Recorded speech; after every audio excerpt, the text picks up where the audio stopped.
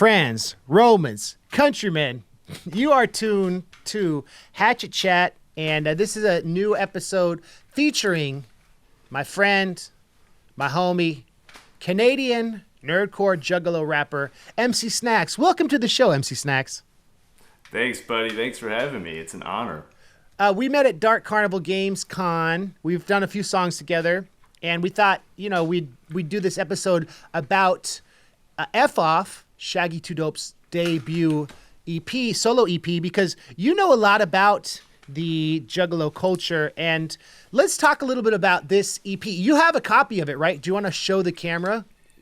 Yes, I do. Holding it up right now. Holler. That's what's up. Yeah, this is the 2003 reissue. So what are some of the differences? So not the original pressing.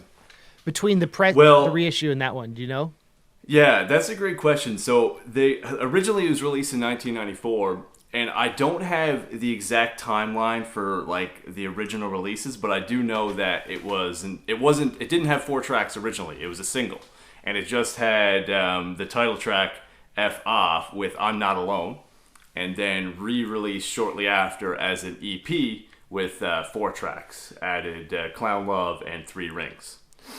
And then it was reissued, I think the 4-track version was reissued in 2003. So the original must be pretty rare, right? And pretty hard to find. Yeah, Behind the Paint has that discography section, and it says like the original single with 2 tracks had 1,000 copies. I don't know about the original 4-track release, what that first pressing is like, but I'd imagine it's pretty rare. Well, we'll get into next episode. We talk about Carnival Christmas, which similarly was released twice with songs added, which is interesting. They did back to back. So Shaggy, so a lot of people who don't really understand Juggalo culture or love to clown on it, so to speak, always reference the Miracles line, magnets, how do they work? And that's from Shaggy, but actually Jay wrote that line, if I'm not mistaken, right? Yes, I think Shaggy talks about that in an interview, that he didn't write it, but of course he was the one who rapped it, so he gets all the flack for it. And I mentioned that because Jay is kind of the he's the primary force behind ICP, but Shaggy adds so much flavor. He does so much of the great melodies on the records and so many of the character voices he does, and I feel like when I heard these songs, my favorite song on this is Clown Love, and it stood out to me like, oh, Shaggy must feel like he sometimes might play second fiddle to Jay, and this was like an opportunity for him to just do something different. I think, first of all, it was dope that he did that, and second of all, that Jay is always like so supportive of Shaggy's solo projects. But let's talk a little bit about that. Do you know why Shaggy decided to make this fresh single that became an EP?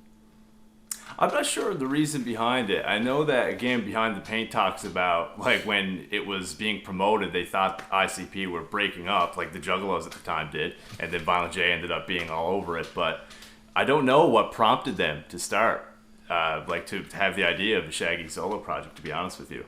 I guess they're both so prolific, and it's just something he felt like doing. I mean, the beats on this are interesting because they are more old school, kind of poppier, kind of more musical, more jazzy. Did Mikey Clark produce this one?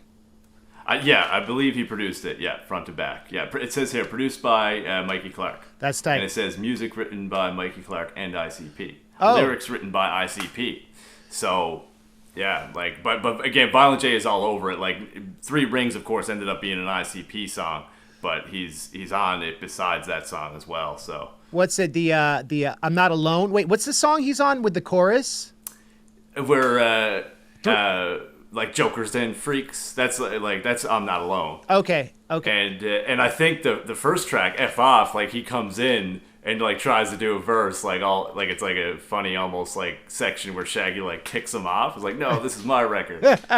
I like how in the Forgotten Freshness Volume 1 and 2 re-release that came out, Jay's commentary is so funny. He thinks the line on Clown Love is too busy doing other things like hanging with my mom, but the line is yes. Hanging with my mom. That's what I thought it was. Because I actually got this EP before Forgotten Freshness. Woo! It just happened to be being sold here at a local music store. And I was like, is he saying he's hanging with his mom? And I was like, that's fresh. You know what I'm saying? He's not ashamed to say he's hanging with his mom. But then I see that Forgotten Freshness line. It's so funny. Okay, so this is good. So we have like we prepared notes for this. You prepared notes for this, which is cool. So I'm kind of looking at it. Let's see. So let's talk about the sample, the Lee Dorsey sample, the Give It Up sample. Talk about this, like, yeah. What do you think Shaggy's taste for samples versus Jay's are, and like, what are some of the like reasons behind his picking of this sample? Do you think? It's hard to say. It seems like from what like I've seen in interviews, Shaggy kind of likes a grittier hip hop. I've heard him say that KRS-One Return of the Boom Bap is one of his favorite releases. I've heard him say that several times. And this EP, especially Clown Love, does have kind of like a grittier hip hop vibe.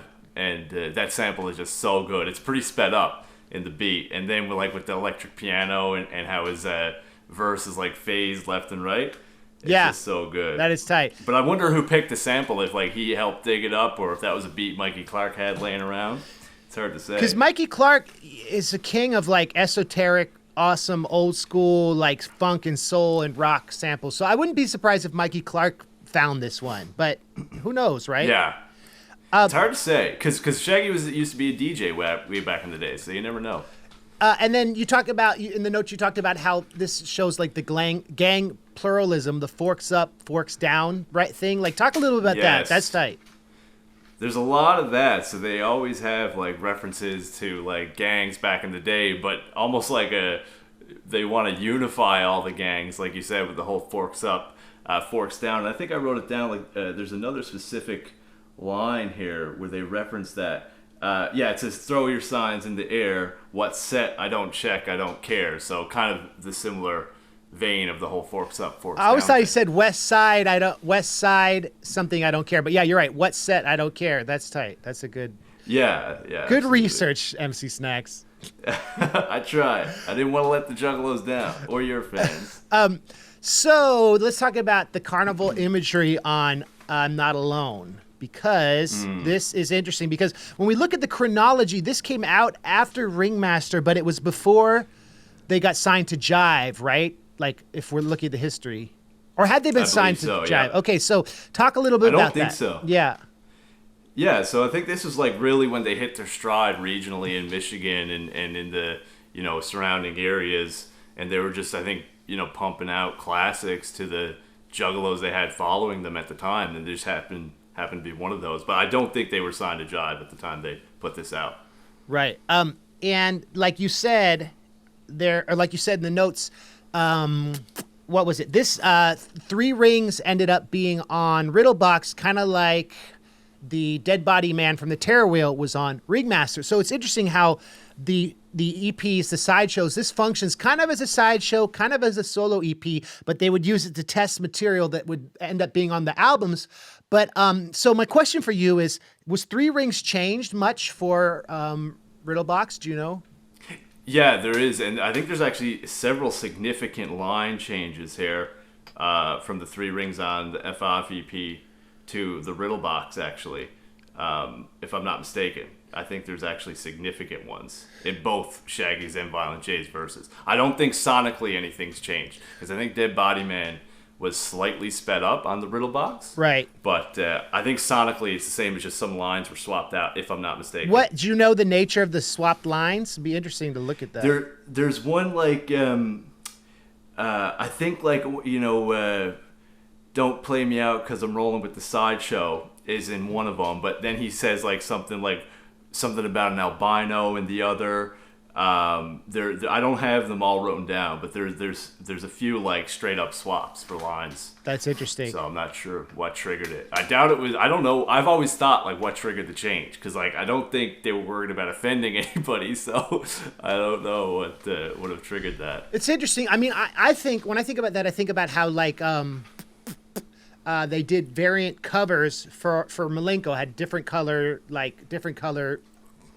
versions, right, of the clown. So like ICP, their fans, and as this series is a test to, their fans are collectors. We're like nerds, like comic book collectors. We want every variant, everything. So knowing if a Juggalo's like, oh, it's Three Rings, but it's the different version, they're more excited to have a different song on the record. And that's why it's interesting also, if you listen to the Hollywood Records Malenko versus the re-release, the Island one, right? Like they're different lyrics because they could change it. So it's just interesting to look at that. Yeah.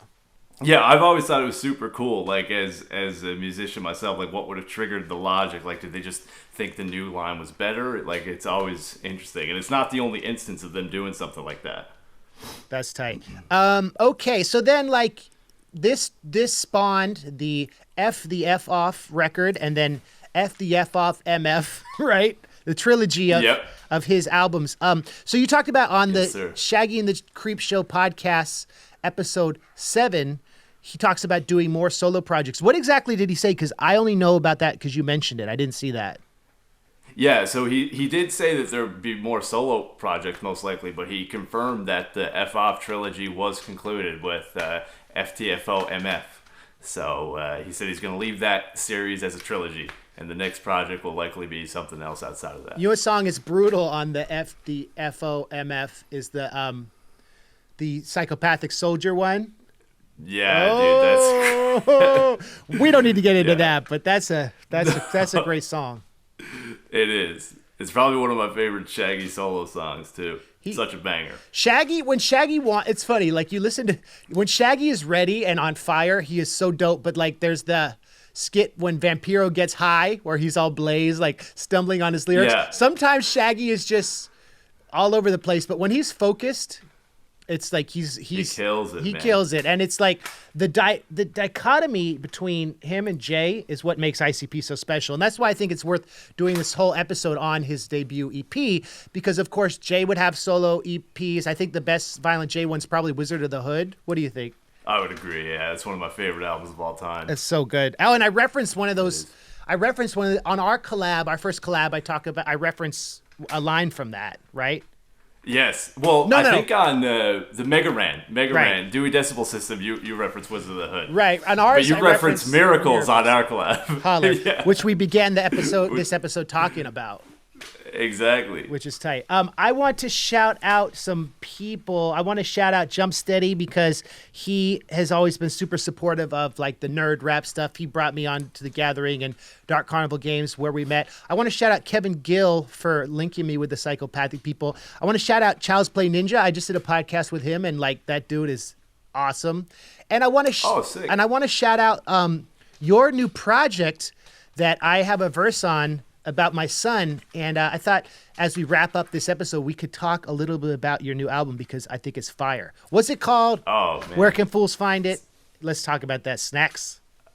Oh, well, first of all, thank you so much for the kind words. The new album is called Someone Would Like to Speak With You. It's available pretty much everywhere, like all your streaming services, Spotify, Apple Music, and it's on my Bandcamp, mcsnacks.bandcamp.com.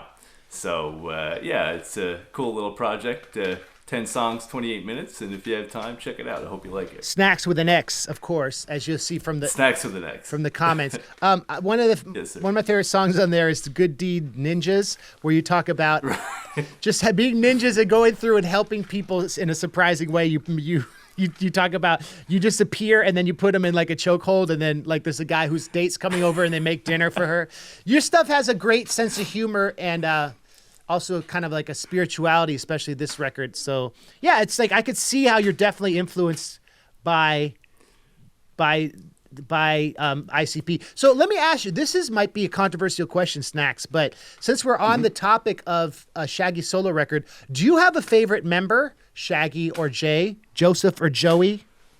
Oh man, I don't think I could choose because, like you said, they it wouldn't be ICP without either of them. So I really don't think I could choose, honestly. I would say that, like, again, like, if I was going off solo projects alone, like, Violent J probably has my favorite one just because I love Wizard of the Hood so much. But that era in general has a special place in my heart. But as far as members... But honestly, Shaggy has, I think, more solo projects, really, because Violent J only has the 2, if you don't count the original release of The Shining. So as far as solo projects, I probably listen to Shaggy's more, but as far as members of ICP, I could not choose. Wait, how about you? Well, hold on. So you said if you don't count, so The Shining is one, right? There's Yeah. There's Wizard of Hood, and then there's that Brother thing, which was the one with Hulk Hogan on the cover. Is that a... Yes, I forgot about that. They got the tour EP too, that tour exclusive one. Wait, so what which is sick. So is there another Violent J solo EP? Oh, so The Shining was originally, most of it, again, I think the track listing is altered, but at the Gathering one year, maybe 2008, I can't remember what year, I think it was called The Gatekeeper, or that might just be the name that we, like the Juggalos, gave it. But it's actually a Violent J solo album that was released at a Gathering. But it wasn't released, like you couldn't buy it in stores. And I think that ended up being The Shining. Like, I think they altered the track list, if I'm not mistaken. Snacks with the knowledge. That's why I love having you on Hatchet Chat. So here's the other thing that I'm going to point out. So you talk about how Shaggy has more solo records, but like the Hell's Pit second disc that came out at the Gathering 2018, so many ICP songs are, for all intents and purposes, solo Violent J songs. Like, right. Like sometimes it will be. Do you ever notice this? That like a guest artist will have we'll say featuring ICP, and Shaggy will just do the hook or one line, but it's Jay. I wonder why that is. Like, is Jay more prolific, or does he just kind of get more stuff done, or like what? Like it's interesting. I've always wondered about that. Yeah, 100%. It is interesting. I don't know, like, if they artistically whatever suits it, or if in real life they have different, like, availability, like, so Violent J is more available to do stuff, but it's definitely a lot of Juggalos have noticed that, and a lot of Juggalos I've heard, like, but like think it's like a newer thing where like on newer releases Shaggy is on verses less, but it used to happen on old releases too. You would hear more Violent J on verses and stuff, but maybe it's just the Dark Carnival wills what it wills artistically, I guess. That's what's up. And also the whole thing about, if you read Behind the Paint, which is a book we will continue to reference through this series, Jay is the one who had the dream about the Dark Carnival. I think I talked about this on earlier episodes of Hatchet Chat. Like the concept, the branding is Jay, but Shaggy's drew the Psychopathic logo, right? He's done a lot of the character designs. People don't know, but in addition to being a rapper and a DJ, Shaggy is a pretty good artist, illustrator. And he did... Yes, he's a sick artist. Like Beverly Kills, right? That's his cover art, right? Is that him? I believe so. And he drew that like Wicked Clowns comic book way back in the day. And all the Shaggy and the Creep like merch, like their characters and stuff, he draws all those. And holler. He's definitely a talented artist for sure. The last thing I wanted to end on as we wrap up this episode of Freshness is Jay. When Shaggy and Jay did the seminar at the Gathering 2 years ago when I was there with Mega Ran, Shaggy mentioned that he is working on a book, like a version of Behind the Paint based on him. Mm-hmm. So is this rumors and speculation, or is this happening? And what's the status? Do you know, Snacks? The Juggalos want to know. The Hatchet Chat fans want to know. It's actually funny that you asked that, because on the past two Shaggy and the Creep Show podcasts, he's been asked that. And the one before the last episode, I think episode 19, he kind of goes in depth as to what happened, like how he had an editor and stuff. And I think there was an issue with like the book deal. But he does... he states that it is a thing and it is probably going to happen, but it seemed like it's kind of on the back burner until a few things get figured out with it. Well, and Jay is apparently doing a second book, a second Behind the Paint. Mega Ran and I met him, like we'd listened to Behind the Paint in the van on tour, and Mega Ran was like, we were asking him all these specific questions about the book, and Mega Ran had some really good questions, and Jay was like, honestly, he's like, Blaze started getting him smoking weed, and he said after that he can't remember much. But before that, that's why Behind the Paint is so in depth, is because he wasn't smoking weed. He's like, now I can't really keep track of stuff. So that would be interesting to see. That's what he told us, and we were like, ha ha, oh, ha ha. Meanwhile, there's a line of like 100 Juggalos behind us, like, quit talking to Jay about his book forever. He gave us a lot of his time, which was really dope. Yeah. That is cool. I know that, like, and I just always thought it was because their careers are so long and they've done so much. Like, a lot of times they see in interviews and stuff, they'll get like eras mixed up, like thinking one song is on another, Joker's card. And like, if you have that many releases, it's probably hard to keep track. But that's pretty interesting that he told you and Mega Ran that. That's wild. We were like, and then anyway. And what was I gonna say? The last thing I wanted to say is that next week we're gonna do Carnival Christmas and both versions of it, and this was their first EP single to hit the top 40, right? That is new knowledge to me. I did not know that, Or actually. sorry, top 200. Yeah, not top 40. And Jay in the book or in the no, I know this because of Forgotten Freshness. He says, "Yeah, we're like a pop act like Hanson now." So the single sold enough to maybe because it was like a holiday charts or something, but Yeah. we'll get into that. But anyway, That's cool. Check out MC Snacks on Bandcamp, and I want to thank him for doing this. I hope everyone's staying safe during COVID. I saw that Psychopathic's doing the Hatchet Men masks, which is tight. Wear your masks, y'all. Yes. That's tight. Super cool. And Shaggy and the Creep Show, they got their masks too, I think, as well. That's what's up. All right, well, thank you. Yeah. Thank you, Snacks. And check out the Bible LP. Check out, what's it called? Someone Yes. wants to talk to you? Someone would like to talk to you? Someone would like to speak with you. But yes, by the way, congratulations on the Bible LP because it is so good. Thanks, And buddy. I'm sure a lot of your listeners, if not every one of your listeners, have checked it out already. But if not, you should totally listen to it because it's amazing. And the someone who wants to talk to you is the Holy Creator. Holler, wanted to say that. Keep it moving. Hey! That's right. That's like what's up. Sabu. That's what's up. All right, we'll see you next week. MC Snacks, thanks everyone for watching. And Hatchet Chat is coming back next week. Peace. Peace.